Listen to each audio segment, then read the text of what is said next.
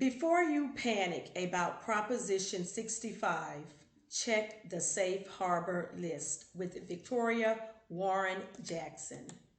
So I already apologize in advance for starting the video out with the vent, but I just need to explain my experience, which led to me learning more about Proposition 65.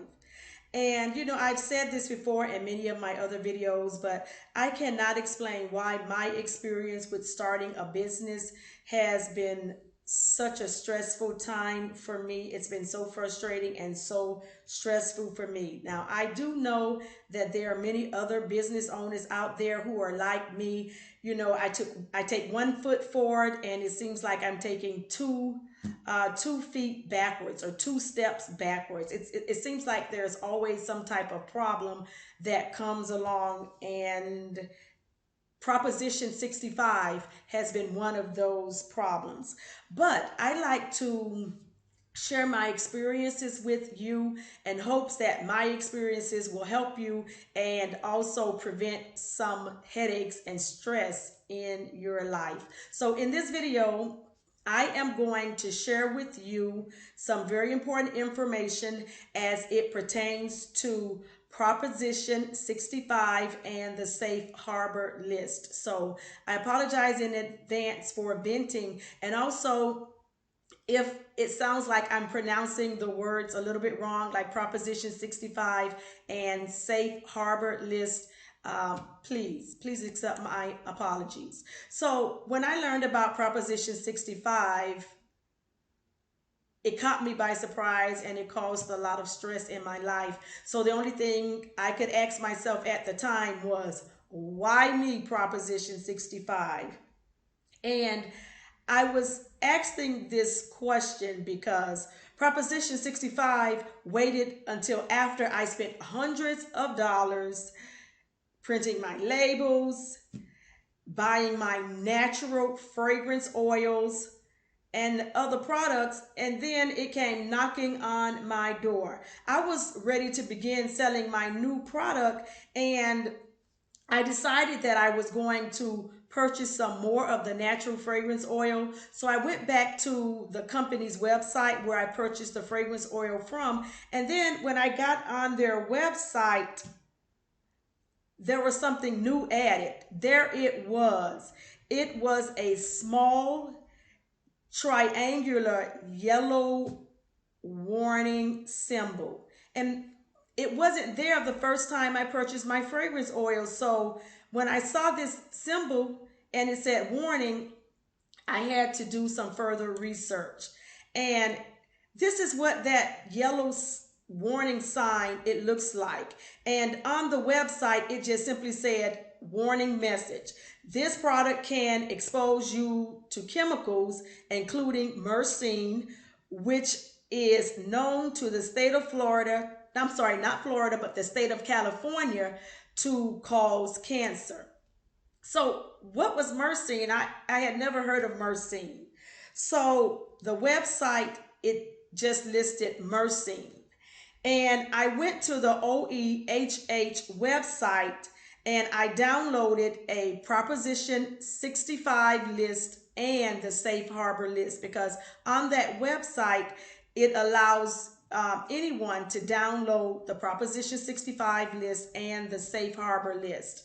And when I checked the Proposition 65 list, I discovered that Myrcene is on that list. It's titled Beta Myrcene, but when I checked the Safe Harbor list, I noticed that Myrcene is not found on the Safe Harbor list. So this meant that I would have to include a Proposition 65 warning on my labels if I shipped to California. So if the product Myrcene was located on the Safe Harbor list and it gave me a low minimum, I wouldn't need to include the Proposition 65 warning. However, because Myrcene is on the Proposition 65 list and not the Safe Harbor list, if I ship my product into California, I would need to use the warning. or include the warning label. So Proposition 65, as I mentioned, it came as a surprise for me. And after I saw that the company placed that new message on their website, I had to find out more details about Proposition 65. You know, I thought about it all night and I decided to ask some other people what were their thoughts about the Proposition 65. I spoke to my sister and my sister told me, she said, well, you know, what goes around, it comes around. What if a company kept that information from you? So, you know, I thought about it, and of course my conscience kicked in. We hear so much about Proposition 65. Rarely do we hear about safe harbor levels. So basically, Proposition 65, it requires businesses to provide Californians about significant exposures to chemicals that cause cancer, birth defects, and other reproductive harm. And this information, it came directly from the OEHH website. Additionally, Proposition 65, it includes that these chemicals can be in the products that Californians purchase in their homes or workplaces or that are released into the environment. By requiring that this information be provided, Proposition 65 enables the Californians to make informed decisions about their exposure to these chemicals. Proposition 65 also prohibits California businesses from knowingly discharging significant amounts of listed chemicals into sources of drinking water. Proposition 65 requires California to publish a list of chemicals known to cause cancer, birth defects, or other reproductive harm. This list, which must be updated at least once a year, has grown to include approximately 900 chemicals since it was first published in 1987. Proposition 65 became law in November of 1986 when California voters approved it by a 63 to 37% margin. The official name of Proposition 65 is the Safe Drinking Water and Toxic Enforcement Act of 1986. The Proposition 65 list is extensive.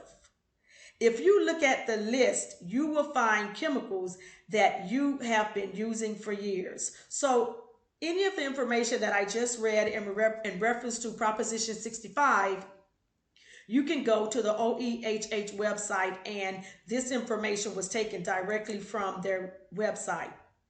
When I was reviewing the Proposition 65 website, I was surprised to see that Aloe is included on the Proposition 65 list. I can't understand why Aloe is included on the Proposition 65 list. I have used aloe all of my life. My mother has an aloe plant in her yard. I have an aloe plant in my yard. My sister has an aloe plant. I drink aloe water. I have used aloe all of my life, so I can't explain why aloe is included on the Proposition 65 list, and there are many other chemicals on the Proposition 65 list that are questionable.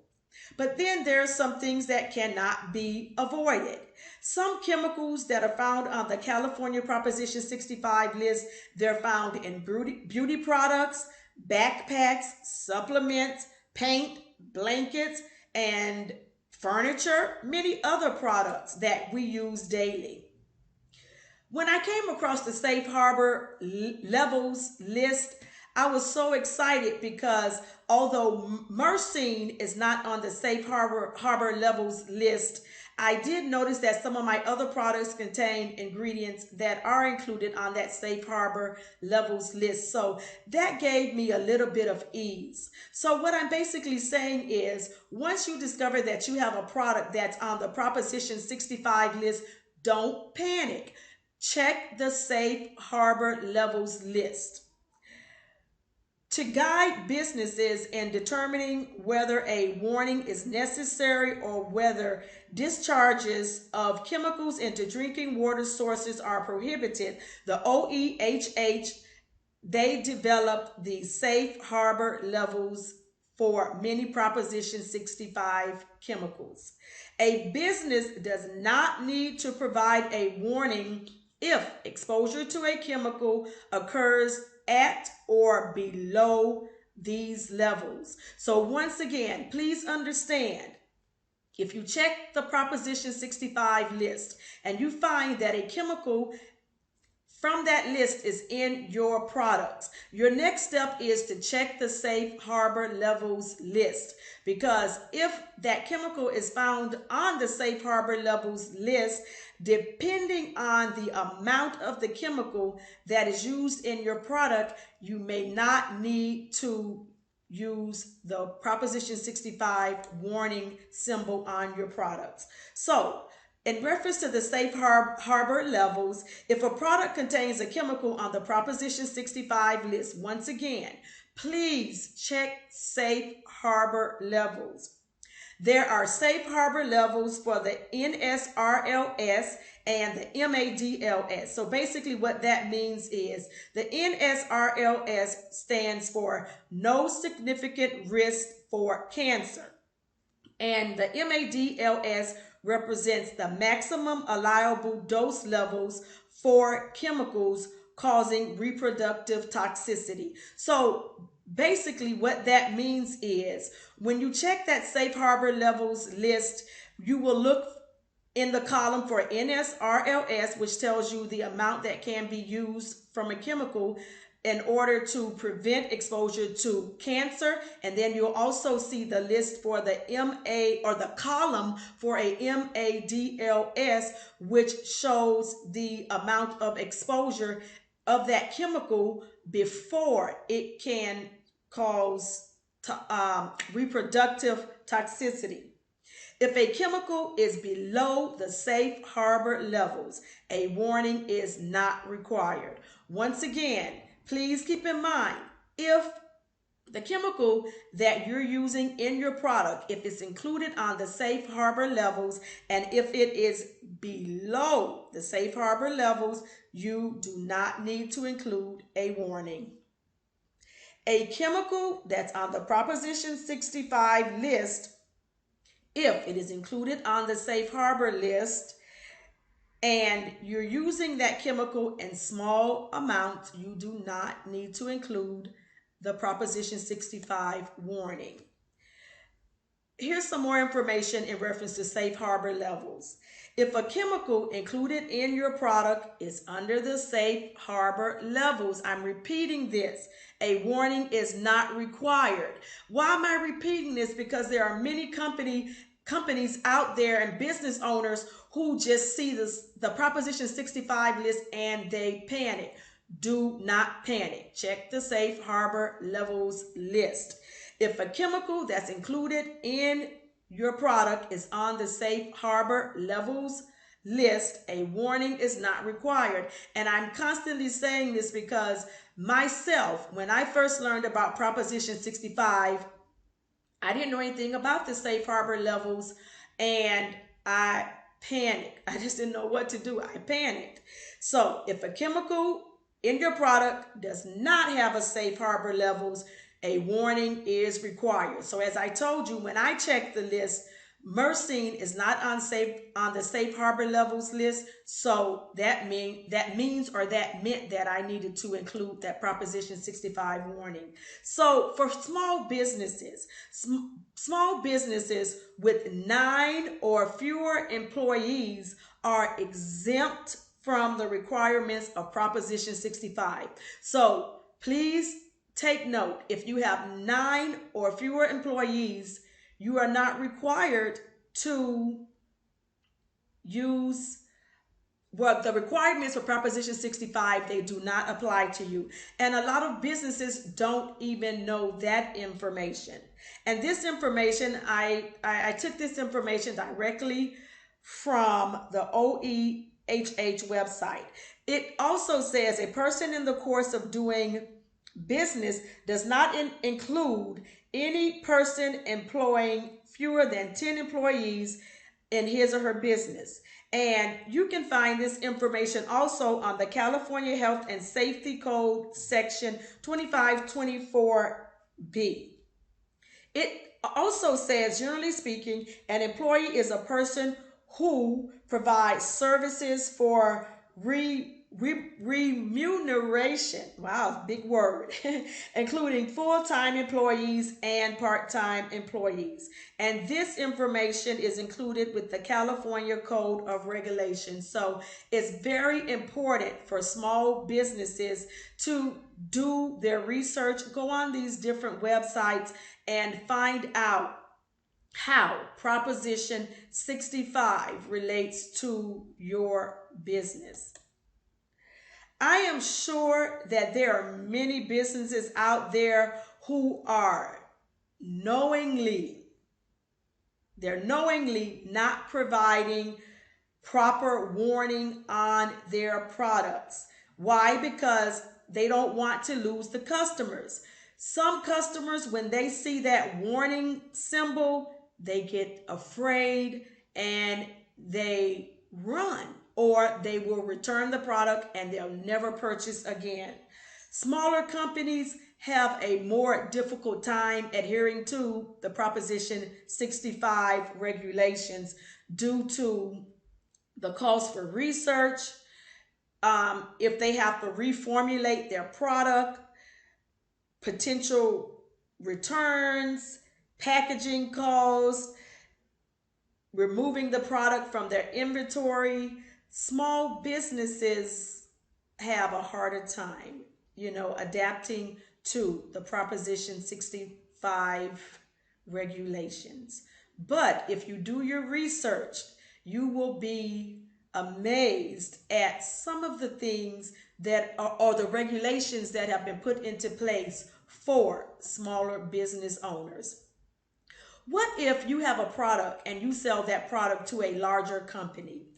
A company is exempt from the warning requirements if they have fewer than 10 employees. However, a company may have contractual obligations to those they sell to that could include indemnification agreements or agreements to comply with all California laws that could pull them into a litigation. It would be best for the company to consult with their own counsel concerning their potential for liability where the law does not apply to them directly. So basically, what this paragraph is saying to you is this. What if you are a smaller business? And then if you sell your product to a larger company, and then if that larger company ships your product into California and it does not have the proper warning symbols on it, if a customer, for instance, sees an ingredient on your list and they become alarmed and they're like, wait a minute, this is on the Proposition 65 list and there's no warning sign, that customer can sue the larger company, and then when the larger company gets sued, that will also put you into this legal problem because originally you were responsible for putting the correct labels on your product before selling it to the larger company. So just be careful with that, because you may think, well, I'm not going to label my products properly because no one would ever know. You need to be careful because you don't know how many people out there do their research. They know ingredients, they know chemicals, they know products, and you just may end up in a lawsuit if you're not following the proper regulations. So here's an example. Suppose you live in Idaho and you ship your products to California without including the proper warning label. You are at risk for being sued. If your product contains a chemical which exceeds the safe harbor levels, California law requires you to include the Proposition 65 warning. So here's an interesting fact. Some chemicals that are on the Proposition 65 list, they naturally occur in fragrance oils and essential oils. So the word naturally is a little bit confusing. It does not matter if your essential oils are plant-based and your fragrance oils are natural. Do your research, because as I mentioned, I purchased a natural fragrance oil, and later I discovered that this natural fragrance oil contains Myrcene, which is found on the Proposition 65 list. Check the safe harbor levels for exposure. Then decide if you're going to include that chemical in your products. Proposition 65, it can be also confusing. I thought the word natural means safe. I thought natural means that it's good, it's trustworthy. This is why I only wanted to include natural products or natural ingredients in my products. I never knew that natural ingredients can also cause cancer. Some of the natural products that I even use today from other chemicals, they may not be as safe as I thought they were. So how does all of this affect you? You may think, well, Proposition 65 does not affect me because you don't live in the state of California. Please think again. If you ship products to California, if you sell to a larger company that ships products to California, then you are required to abide by the Proposition 65 regulations. And then in the next couple of years, many other states may follow the Proposition 65 regulations. So it's just best, I think personally, to prepare now, save yourself some money and some stress in the future. Look at the Proposition 65 list. There are many chemicals that are found on that list. Check the safe harbor levels for that product and then make your decision. So on your label, is it mandatory that you include the Proposition 65 warning on your label? So based on the information that I've already provided in the video, and I've repeated myself a couple of times, maybe you can already answer this question. Are you required to place the Proposition 65 warning symbol on your labels?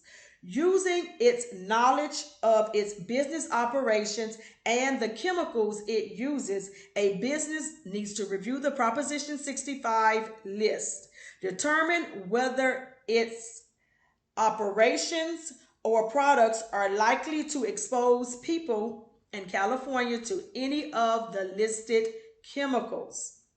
Depending on the level of exposure, the business may be required to provide a warning for those exposures. You can also check your state to find out if you have to post the Proposition 65 warning. And all of this information that I have included in this video, I just went over to the OEHH website. I did some reading, and then I was able to summarize all of this information for you. So after I checked the Proposition 65 list and I was able to get some information about the safe harbor list, I wanted to cry because I thought I had a new product and I was ready to get that product to my customers, and then I had to be honest with myself. So, I mean, I just wanted to cry. I was frustrated. I was so angry and I was confused. I mean, I felt so many different emotions, but eventually I decided for me, it's important to do the right thing. At first, my mind told me, well, you can sell the product and nobody will ever know, or just sell a small amount and then don't sell any more. So I contacted the label printing company who was printing the labels for me, and I just wanted to know, can I stop the labels? Can I stop the printing job? And of course they said no. I contacted the company that sold me the natural fragrance oil, and they did allow me to return some of the product, but of course they didn't take back the large amount of fragrance oils that I purchased. I called over to the fragrance company that sold me these natural fragrance oils, and I spoke with the representative. So I just wanted to know from them, what should I do? So I asked her, do I have to include myrcene in my ingredient list? She said no. And so I asked her, what should I include in my ingredient list? She said, natural fragrance oil. And I was confused. I was so confused about that.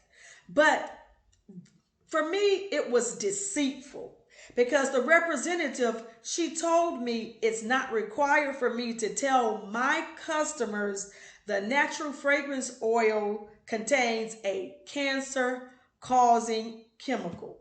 She told me, go ahead and sell my products. I couldn't do that because I know personally, I know cancer survivors, people who have survived cancers. I have a friend right now, her mother has breast cancer. So no matter what she told me, this representative told me, I already knew I was not going to put that product in, I was not going to put that chemical in my product. And as a business owner, there are times when we lose money.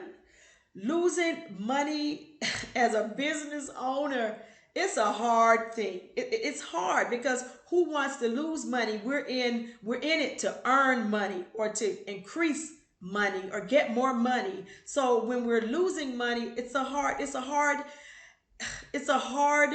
thing to do.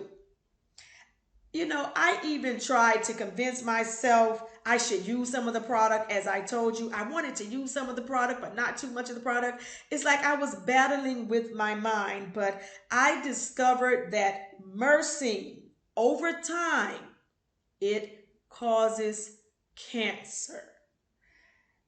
I care about my customers, and my conscience just would not allow me to use that natural fragrance oil. I have some suggestions for you. Check the company's website for the Proposition 65 warning symbol before you purchase any ingredients. Call the company. Make sure that none of their ingredients contain cancer-causing chemicals or agents found on the Proposition 65 list. Some companies are in the process of updating their websites because they're still confused about having a company that's located in another state that's outside of California and adhering to the Proposition 65 regulations. So please pick up the phone, call the company.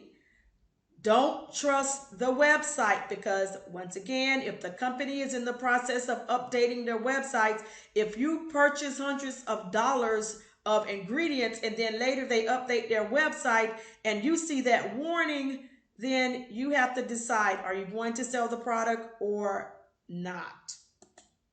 Some more suggestions.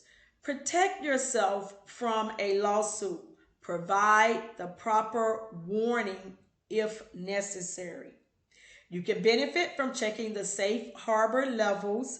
If the amount that's included in your product is below the safe harbor levels, you are not required to include a warning label. You can include products from Proposition 65, the Proposition 65 list, if those products or those chemicals are used in small amounts in your product, and also those chemicals are found on the safe harbor list. If you are a business owner, please do not allow Proposition 65 to force you out of business. Do your research. And if you have to make some changes to your business, I think it's best to make those changes in the early stages as opposed to waiting until later, and you never know what can happen.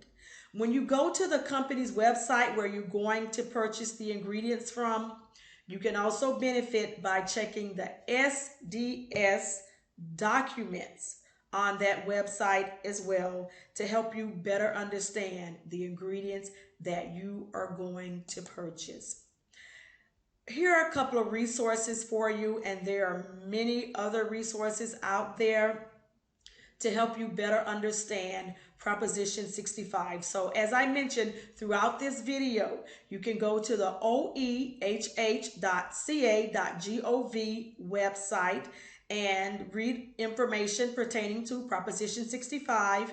And then if you just want to go on the internet and do a basic internet search, here are some phrases that you can type into the internet, such as Proposition 65, safe harbor levels, P65 warnings, Proposition 65 regulations, Proposition 65 implementation program, and OEHHA. I wish you much success with your business. I know you can do it, and I just like to share with you because, as I told you in the beginning, I have had lots of struggles with my business. And I'm just telling you what I know.